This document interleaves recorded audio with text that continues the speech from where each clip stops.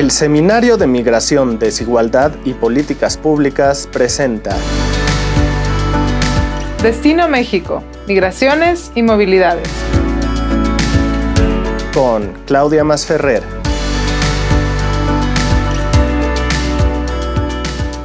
Bienvenidos, bienvenidas a un episodio más de Destino México, Migraciones y Movilidades. El día de hoy vamos a hablar de salud, un tema que hemos platicado mucho recientemente en los últimos años a partir de la pandemia, y es un gusto poder tener el día de hoy a Yetza Bojorquez.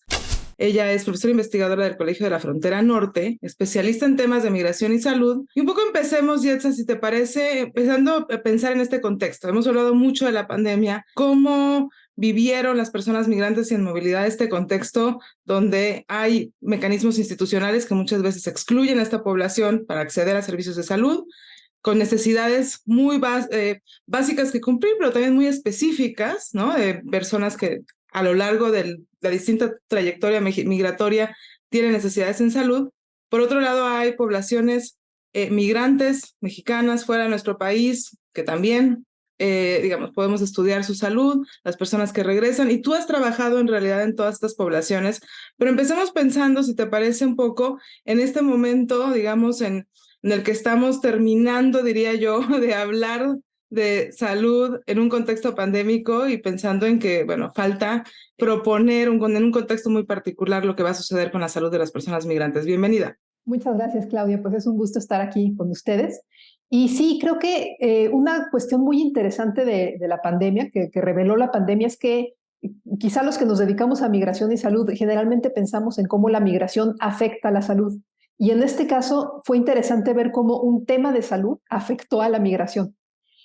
Cómo el hecho de pensar que las medidas de contención migratoria requerían, de contención epidemiológica, requerían el cierre de fronteras, hicieron realmente, crearon una serie de dificultades para las personas en movilidad e incluso tuvieron o pueden haber tenido efectos negativos sobre la misma salud. Lo que sucede es que, aunque efectivamente el impedir la movilidad de las personas en un contexto de una transmisión de cualquier microorganismo, pues sí, si impides que haya contacto entre personas, no se va a transmitir el microorganismo, eso es obvio. El problema aquí fue que se consideró que el cierre de fronteras terrestres podía tener un efecto de contención de la pandemia, cuando, sobre todo en países o en regiones como Latinoamérica, donde las fronteras son totalmente porosas, podía cerrar unas fronteras, hacer difícil el paso y la gente se iba a pasar por otras. Y por otro lado, sobre todo al comienzo de la pandemia, los primeros casos que llegaron a Latinoamérica no llegaron por las fronteras terrestres, llegaron por vía aérea. Llegaron de personas que venían de otras regiones por vía aérea y llegaron a las grandes ciudades. Entonces, estos cierres en las zonas fronterizas que dificultaron la movilidad de las personas migrantes realmente no tuvieron un mayor efecto en impedir la transmisión y sí fueron muy complicadas para estas personas. Y es interesante porque pensamos muchas veces, como tú dices, en que justo la movilidad también promueve esta transferencia de virus y de enfermedades, ¿no? A mí en su momento, cuando, digamos, en 2020 se hablaba mucho de la llegada de personas extranjeras que pudieran traer el virus, me preocupaba mucho esta estigmatización de las personas en movilidad, no solamente no migrantes, sino de personas en movilidad asociadas a este contagio. Pero creo que, no, y ahí te preguntaría yo más bien a ti, creo que esta idea se superó pronto. Pero no sé hasta qué punto realmente permeó esta posible estigmatización de las personas en movilidad como agentes de transmisión y de contagio. Sí, yo creo que no se superó tan pronto en la medida en que las fronteras, sobre todo, insisto, el tema de las fronteras terrestres siguieron cerradas. Y para el tipo de movilidad que estamos, quizá, que es una de las más importantes en este momento en Latinoamérica, que es esta movilidad terrestre de personas desde el sur del continente moviéndose hacia el norte, pero bueno, también en todas direcciones, el cierre de fronteras terrestres fue lo más complicado, fue lo que las obligó a irse por rutas alternativas mucho más peligrosas, fue lo que hizo además que hubiera concentraciones muy importantes de personas en las zonas fronterizas, en las ciudades fronterizas, atrapadas por una frontera que no las dejaba pasar, y que se volvieron efectivamente sitios de mayor posibilidad de contagio. Entonces, creo que la idea siguió pues de alguna manera reflejada en políticas públicas de cierre de fronteras. Y también la idea siguió incluso en políticas públicas de atención a las personas migrantes durante la pandemia, que estaban enfocadas principalmente a detectar y contener brotes de COVID. Y ahí, Yetza, yo tengo una pregunta, porque, digamos, también las personas migrantes llegaban a nuestro país después de haber logrado entrar por distintas vías, ¿no? Y tenían necesidades en salud, siguen teniendo y van a tener. Pero digamos, se hicieron distintos esfuerzos en distintos países y en distintos contextos de acceso a vacunas, por ejemplo, de acceso a hospitales, etcétera. Ahí, digamos, ¿ustedes qué aprendieron, digamos, de cómo ocurrió? Porque veníamos ya de un contexto también muy complicado en 2019, 2018, por ejemplo, ¿no? En ciertos lugares donde ya veíamos un aumento de llegadas de personas migrantes, en donde también había reacciones en contra de su acceso al derecho a la salud. La respuesta en la región de Latinoamérica fue bastante positiva en ese sentido. O sea, sí, por ejemplo, sí se aceptó que las personas migrantes, o se hizo que las personas migrantes tuvieran acceso a las vacunas. Eso en ningún momento se cuestionó que las personas migrantes deberían tenerlas. Bueno, en algunos momentos, en algunos países, pero en general sí se dio acceso a vacunas a las personas migrantes y también se les dio acceso al tratamiento, sobre todo de urgencia y en casos complicados de COVID, aún en países donde normalmente no tenían acceso a tratamiento en hospitales, ¿no? Eso fue pues una cosa positiva que sucedió, que ante esta emergencia se incluyó a las personas migrantes en ese aspecto de la respuesta. Ahora, la problemática es que pese a que se aceptó o se hizo que las personas migrantes tuvieran acceso a estos servicios, siguieron existiendo muchas de las barreras que existen todo el tiempo para su acceso.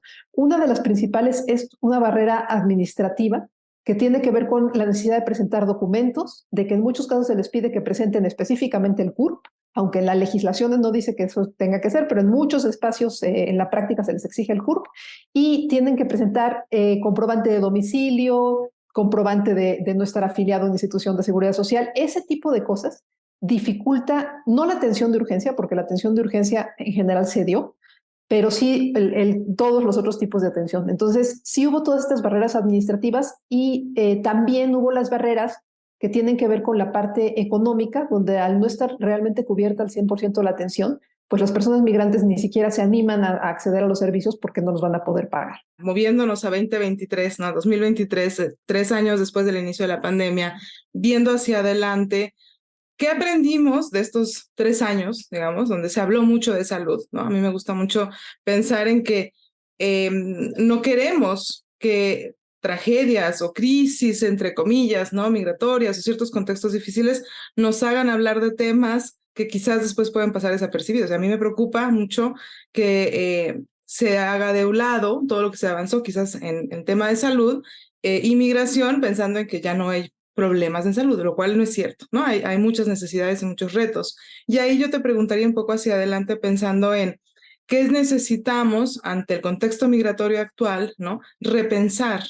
Y a mí me interesa mucho quizás que traigas esta perspectiva tuya, bueno, tuya y de otros colegas, de los determinantes sociales de la salud. En realidad, digamos, parte de entender también lo que ocurre para las personas migrantes en el acceso, pero también en sus condiciones de salud, es entender que son resultados de sus condiciones, donde el proceso migratorio está presente en distintos momentos y distintas formas, ¿no? Entonces, pensando un poco en este contexto, digamos, ¿cómo podemos movernos hacia el futuro para tratar de que las personas migrantes sin movilidad, pues, no solamente tengan el acceso al derecho, sino que vivan una salud plena? Sí, mire, yo creo que una de las lecciones más interesantes fue cómo diferentes actores en el nivel local pudieron cooperar para proteger la salud de las personas migrantes en relación con el tema de COVID, ¿no? En relación con el tema de la pandemia. Entonces, independientemente de las medidas que se decretaron a nivel federal o de los lineamientos o de los programas, sí hubo un acercamiento entre las jurisdicciones sanitarias principalmente y las organizaciones de la sociedad civil, que normalmente son quienes proveen muchos tipos de atención a las personas en movilidad, para detectar los casos de COVID, para atender posibles brotes, para llevar las vacunas, para facilitar estas cuestiones administrativas que mencionaba hace rato, encontrar maneras de, digamos, saltarse esos problemas administrativos para poder dar la atención que se requería. Entonces, estas colaboraciones que se observaron que algunas de ellas venían de colaboraciones previas en este nivel local, pero que se fortalecieron y se hicieron más, pues más amplias, con más actores involucrados. Creo que es una de las lecciones que se aprendieron, y si se pudo hacer para COVID, pues se podría hacer para otras cosas, ¿no? Entonces, si se le pudo dar atención a los migrantes en este aspecto, ¿por qué no darlo en otros aspectos? Creo que esa es la primera. Y la otra que mencionas en relación con los determinantes sociales. Efectivamente, una de las problemáticas que se vio durante la pandemia es que quienes no tenían la posibilidad de resguardarse porque sus condiciones laborales y económicas no se lo permitían, fueron quienes más se vieron afectados. Y en el caso de las personas en movilidad, en los estudios que hicimos en albergues, quienes más tuvieron, bueno, nosotros medíamos si tenían anticuerpos contra SARS-CoV-2, o sea, que habían ya tenido la infección. Quienes más tenían anticuerpos eran quienes habían seguido trabajando, se habían seguido moviendo en transporte público. Entonces, si hubiera habido una serie pues no sé, de iniciativas para que las personas pudieran quizá dejar de trabajar durante los momentos más graves de la pandemia, y entonces no estar expuestos a moverse en el transporte público, a espacios con mucho riesgo de contagio, eso hubiera sido muy bueno. Y ese fue un determinante social clarísimo en el momento de la pandemia, pero tenemos los que funcionan habitualmente, ¿no? Y ahí creo que es interesante porque muchas veces cuando pensamos en vulnerabilidades en México y en otros contextos, se asocia muchas veces las vulnerabilidades en salud, y ahí me puedes corregir, ¿no?, a pues situaciones de pobreza, situaciones de aislamiento, zonas rurales o comunidades aisladas que quizás tienen dificultades para el acceso a servicios. Y en realidad estas personas de alguna manera quedaron protegidas ante la pandemia en parte por justo su aislamiento, digamos, geográfico, pues, ¿no? Pero en cambio aquí lo que se vio en la pandemia es que en realidad fue zonas urbanas, metropolitanas, personas que tenían que realizar trabajos esenciales y moverse, desplazarse, los que estuvieron más expuestos a la enfermedad, ¿no? Y en las personas migrantes, digamos, estaban un poco en medio, ¿no? En algunos contextos estaban confinadas a lugares quizás con hacinamiento, ¿no? Por ejemplo, en albergues, y tuvo que haber reacciones en estos espacios a cómo controlar el contagio, pero al mismo tiempo también había muchos que estaban muy expuestos porque tenían que seguirse moviendo y quizás trabajando en contextos un poco más precarios, ¿no? Y creo que no sé hasta qué punto, y esa es mi pregunta, nos lleva también a repensar estas ideas de vulnerabilidad, pobreza, carencias económicas en un contexto en donde quizás, no solamente en un contexto urbano, pero en un contexto de movilidad misma, pues, ¿no? Es diferente la noción de lo que aplica.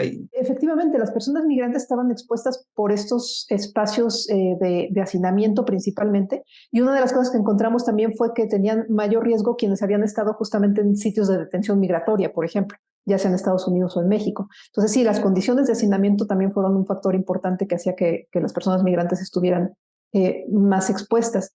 Y la otra cosa es que muchas veces se piensa el problema del acceso a servicios de salud como un problema geográfico, como tú dices, ¿no? De lejanía en las zonas rurales.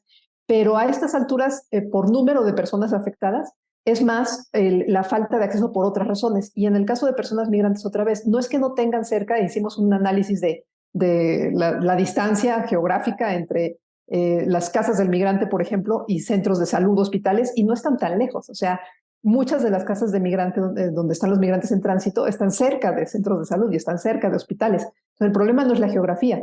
El problema es que para trasladarse a esos lugares, primero puede ser zonas riesgosas en las que a la gente le da miedo salir, le da miedo que los encuentre migración y los deporte, cosas así. Pero insisto, sobre todo los problemas son, por un lado, administrativos y por otro lado, la cuestión económica. Y ahí es importante resaltar eso, creo yo, ¿no? Digamos, las barreras institucionales que se han creado, las barreras económicas, como dices, y las situaciones que viven, que los ponen en situaciones vulnerables mismas, ¿no? Movámonos a otro tema de salud que a mí me interesa muchísimo, que tú has trabajado un montón, y es el tema de la salud mental. Digamos, tú tienes una larga experiencia trabajando justo que hablabas de detención en Estados Unidos, pensando en cómo viven las personas retornadas, deportadas, el proceso de reintegración, justamente, digamos, afectados por el proceso migratorio mismo, ¿no? Y cómo viven, y hay problemas de salud mental. Pero pensemos no solamente en la población retornada o deportada que tú has estudiado, en otros estudios más recientes que has hecho, también has trabajado estos temas en migración en tránsito, ¿no?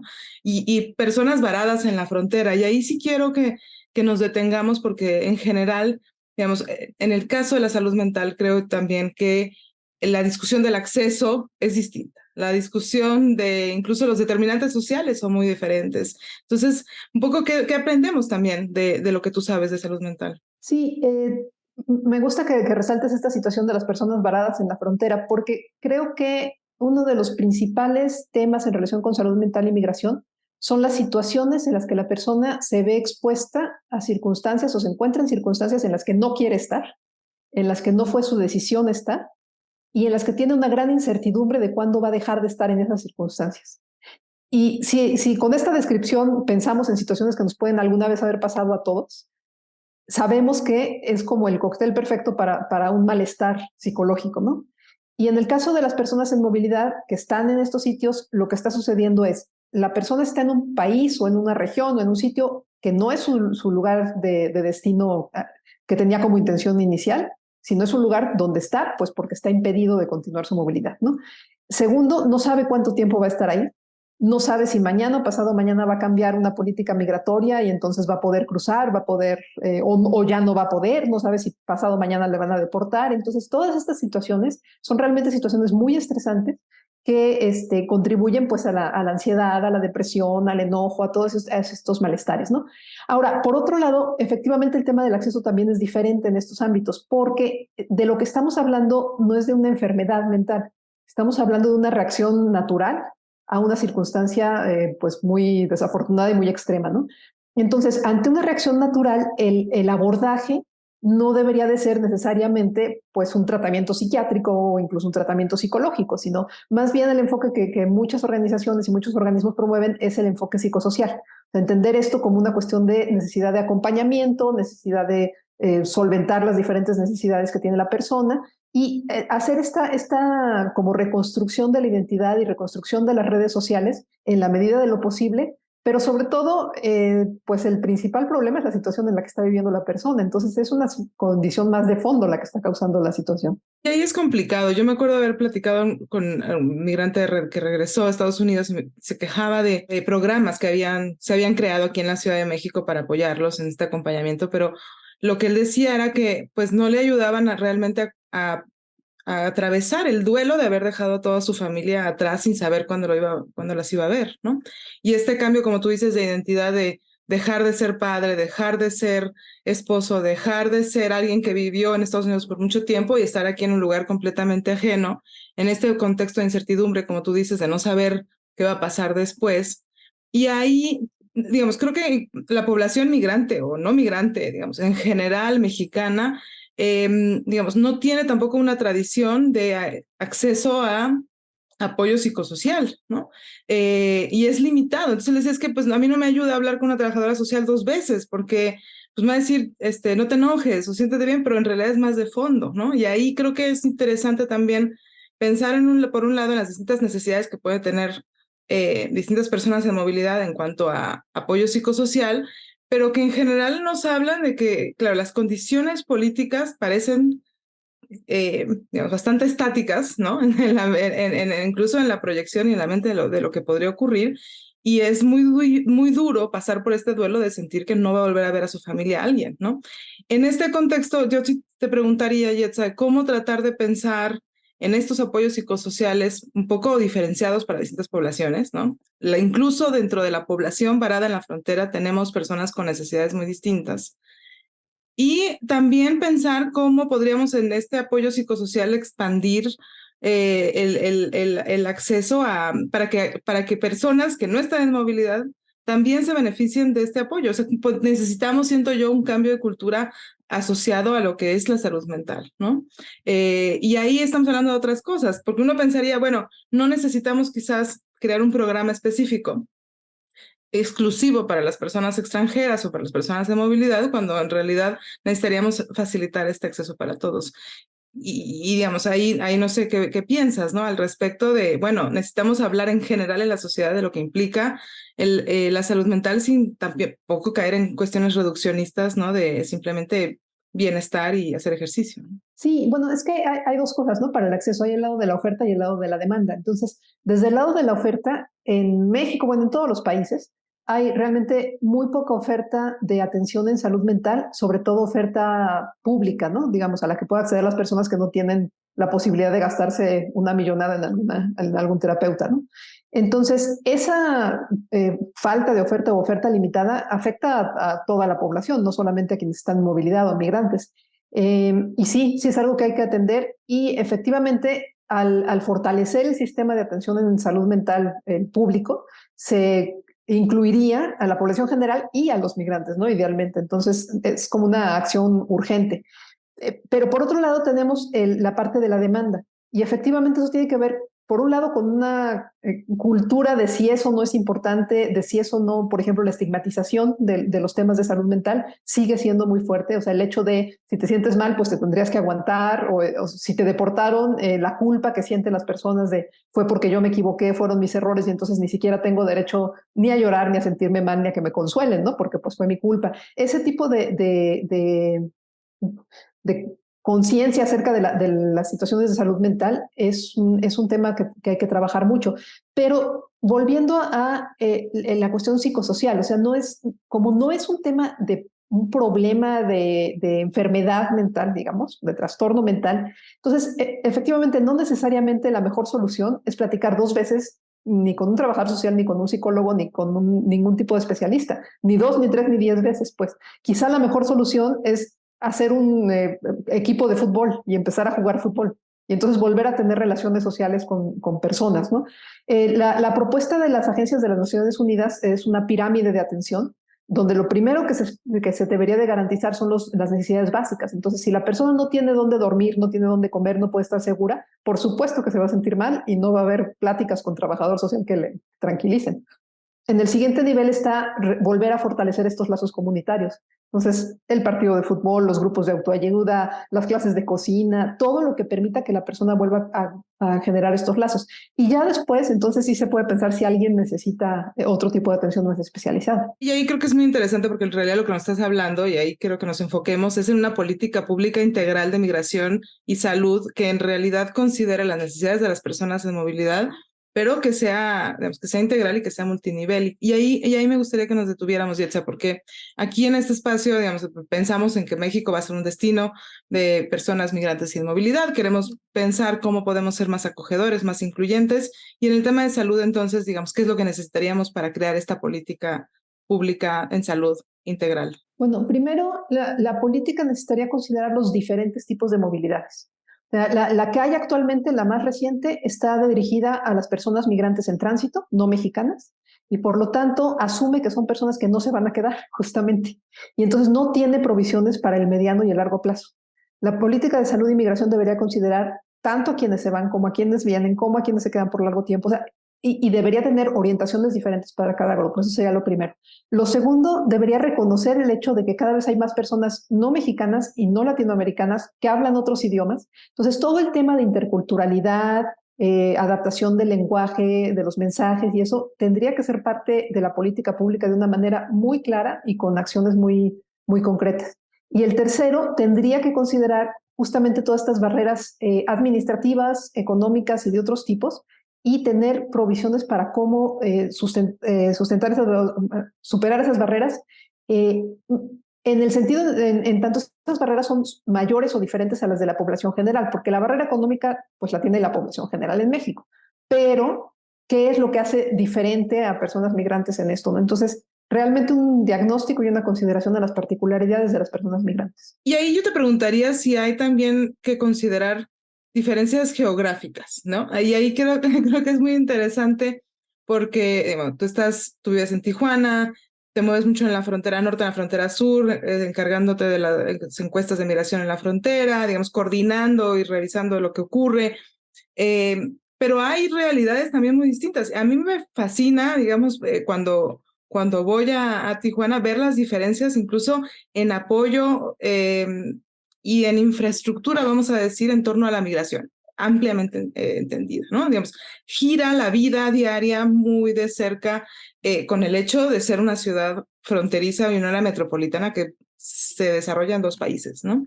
Pero ¿qué tendríamos que pensar en esta política integral también en cuanto a estas variaciones en el territorio, pensando en que las necesidades de las personas en movilidad en el sur, en el centro, en Cancún, van a ser muy distintas, ¿no? A lo que se vive y cómo pensar justo en esta geografía tan compleja del país? Bueno, una de las principales cosas es la diferencia de recursos entre diferentes sitios y qué tanto impacta la movilidad a esos recursos.